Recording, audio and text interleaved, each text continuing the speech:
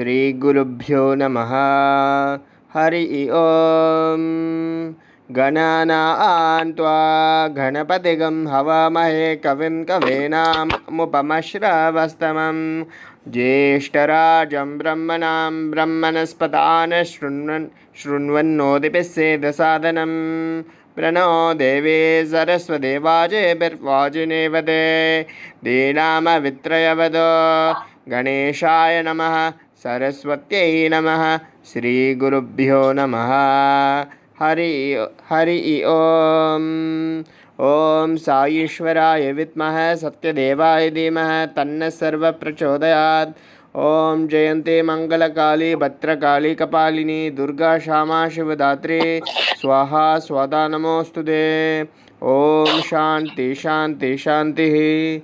Sairam Lin, Sairam from Malaysia. Sairam Sharma, Sairam from New Zealand. And I'm a little out of breath. Okay. However, I would like to welcome our listeners. And our topic today is one very close to my heart. And so I thank Swami for giving us this chance, this good chance. I'm going to speak about the Athi Rudra Lingam, which is in the inner mandir in Kulwant Hall. This is a magnificent white marble lingam, which was not manifested by Swami. It was made as part of a proposal that was laid before Swami. And of course, it was brought from, I think it was made in Delhi, as I recall, and it was brought to the ashram with great, great fanfare and celebration. Now, the youth of Karnataka, when they heard about this project, requested Swami that they could lead the sacred project of the installation of this lingam. Sri Vinay Kumar was the head of the Sai youth in Karnataka at that time. And Swami not only accepted his request, but Swami said, "You watch what I will do.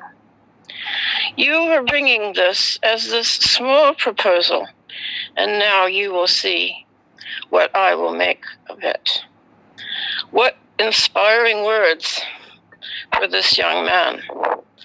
And indeed, the youth, led by Sri Kumar, made all the arrangements for the installation of this lingam. And that included the arrangements for 11 fire pits, one for each yagna fire.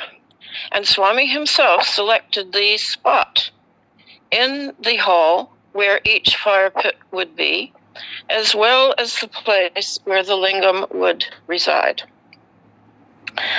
And the event began on August the 9th, 2006, and completed on August the 20th, 2006. Now, Swami has always said, the youth will build the kingdom of Sai. And indeed, this is one example of how the youth led and will continue to lead in future. Swami has said this numerous times, that it would be the youth who would take his mission into the future. And my husband and I often felt that all the youth in their whites, in their beautiful darshan whites, not just the boys, but the women too, are the feet and the force of Sai's army. He is the white horse, the Kalki avatar, he who rides the white horse. And we always felt, especially when we were in the ashram, that these youth are the white horse. And perhaps some of us old people, because we were in white too. But this lingam, don't misunderstand or underestimate the power of this lingam. It is a colossus of energy. It is the concretization of the Shiva aspect of Bhagavan, who is indeed Lord Shiva. For those of us who understand spiritual teachings of Swami, he is the embodiment of the Lord Shiva Shakti energy, as Shirdi Sai was pure Shiva energy, and Prema Sai will be pure Shakti energy. As Swami said, it will take 3 incarnations to uplift the planet, because the planet had become so bad that it would take that long for it to become ready to move into a golden age. For me, the most magnificent part of the installation of the lingam was when Swami materialized a red stone mounted in a gold kind of necklace, which he put around the lingam during the proceedings. He said, "This is the eye of the Athi Rudra Lingam, the Netro Mila Onam, it is called." He called it this. Netra, of course, means eye, the eye of the lingam. And indeed, 10 years afterwards, I had a dream where Swami said to me, he showed me the lingam. He said, "This is my all-seeing eye." And I made a drawing of this. I was so impressed by the beauty of Swami showing me this stone close up. And you can see many photographs of the Athi Rudra Lingam on YouTube and Google. Indeed, all of the proceedings, if you so wish. This lingam is really the embodiment of a mysterious form of Swami. It is the one without limits. It is the divine power of the infinite. You cannot sit in front of it without feeling its power. And during my last trip to Prashanti, we were still allowed, after darshan and after bhajans, to go into the bhajan hall where the lingam is installed. And if you are fortunate enough, could sit right in front of it and meditate on it. And it is absolutely a living thing. I have seen it with a sort of a glow around it. It is that magnificent. Not always. It seems to be when Swami wills you to see the absolute power of it. If you are studious enough in your concentration on it, and if you are ever visiting Prashanti, I would encourage you all to find out, if you are still permitted, to go into the bhajan hall after darshan. I know if you attend Suprabhatam, you will certainly have the chance of having darshan of this lingam. Now, one year when I was there, let me think, I think it must have been 2010, I'm not quite sure, must check diary, but the lingam was permitted to go to Bangalore ashram, to the Whitefield campus, and it was this is, as far as I know, the only time that it was allowed out of the ashram. And as it was taken out by, I think it was 99 Brahmin priests. It was a lot. I remember seeing it in a procession. And when it was installed in the Vrindavan ashram, must have been in the bhajan hall, it began to produce vibhuti and what were called gold curls, which were round and of gold, but they were little. And many of the people who were closest to it did receive a portion of this divine prasadam. Indeed, I spoke to one gentleman who had been there, and he said when he witnessed the vibhuti and the gold pearls coming out of the lingam, he began to dance for sheer joy. He went into such a state of bliss. He was hardly aware that he was dancing. He was not quite an elderly gentleman, perhaps in his late 50s, and his face was absolutely electric when he described this to me. I did not travel to Whitefield for this event, but I do remember seeing the lingam being brought back into the ashram in Prashanti, accompanied by so many Brahmin priests who were all chanting. And it was one of the holiest events I ever was able to witness. So I think that the other thing that fascinated me was the stone in the middle of the necklace or the pendant that Swami created. It was a red stone.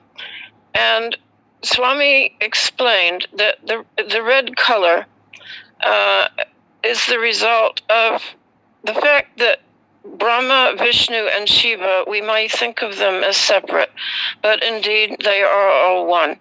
He said, just as when you prepare pan, you have the betel nut, the leaf, and the slaked lime paste, and when you chew the three together, it turns red.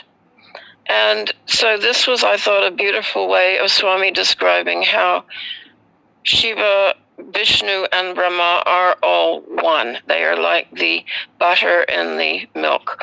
They are all there. They are all one. We like to think of it as separate, but that is just our small minds trying to get our head around the vast divinity that is the Godhead. Swami said, when this lingam was installed, I assure you, the golden era is very near. Personal rivalries, differences, and hatred towards fellow men will become a thing of the past in both India and in the world at large.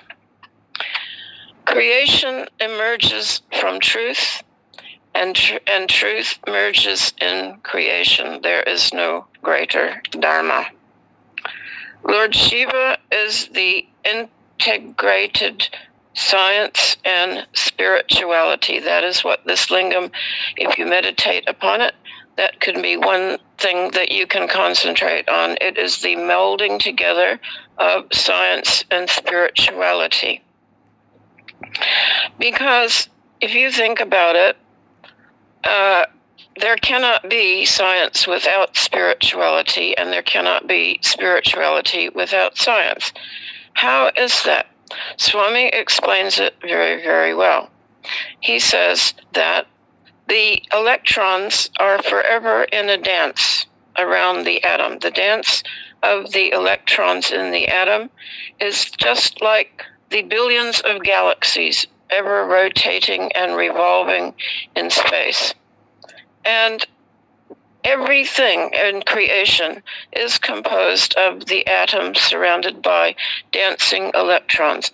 This indeed is what is known as the Tandava, the dance of Lord Shiva, the dance of creation.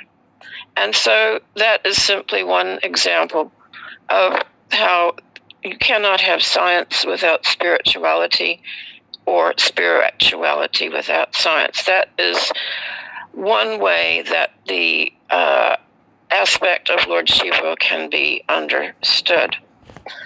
The lovely thing about the installation of the lingam, or the Athi Rudra Lingam, was that everyone received wonderful prasadam of tamarind rice. And of course, everything Swami did had great significance. It wasn't just, oh, well, we'll give them, a roti today, and then we'll have some laddu tomorrow, because of tamarind rice has its own spiritual representation, and I can discuss that in another talk. Simply think of it like this. Positive thought generates positive energy. The Athi Rudra Lingam is just one example of Swami's great gift to us as humankind. As I said before, and Swami also said, it is a colossus of positive energy, just as his samadhi is, which will alter the collective consciousness of the world. Indeed, while the lingam was being installed, a terrorist plot to blow up 10 transatlantic aircraft was foiled, and the United Nations approved a ceasefire in the Middle East. So even during the installation of the lingam, several wonderful moves towards world peace took place.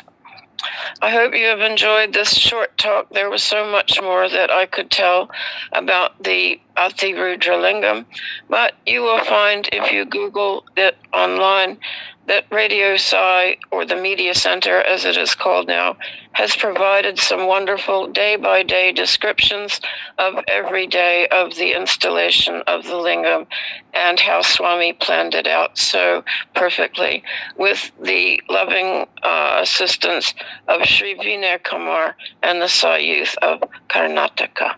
Om Shri Sai Ram. Om Shri Sai Ram. Om Tasmat Karunya Bhavena Raksha Raksha Sai Ishvara. Hari Om Tat Sat Shri Sai Ishvara Arpanamastu. Om Shanti Shanti Shanti.